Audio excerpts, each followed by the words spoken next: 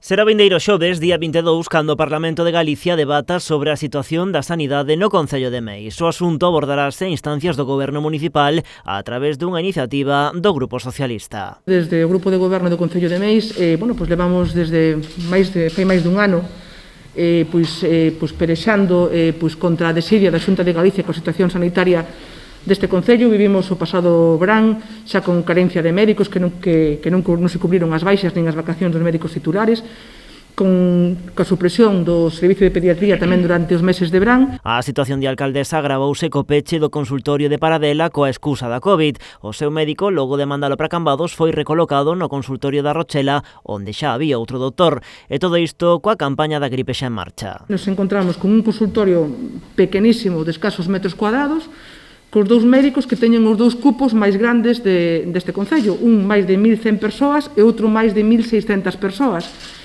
Situación que agora se une co comenzo da campaña da vacinación contra a gripe, co cual nos vamos a encontrar que nun espazo reducidísimo nos vamos a topar os pacientes de dous médicos dos cupos máis grandes deste Concello, os pacientes que se acudan a vacinar e os días de analítica, os pacientes que teñan que acudir a facer analíticas. O Goberno meisino en pleno acudirá ao Parlamento Galego para seguir a sesión na compaña de representantes de AMPAs e outros colectivos. Os veciños tamén poderán seguila a través das canles telemáticas do Concello. Ademais, a rexedora anima a todos os concellos do Salnés a unir forzas de cara á gran mobilización proposta por Somos Cambados na defensa da sanidade. O que convido a todos os demais concellos a facer unha gran mobilización e de toda a comarca en defensa da nosa sanidade.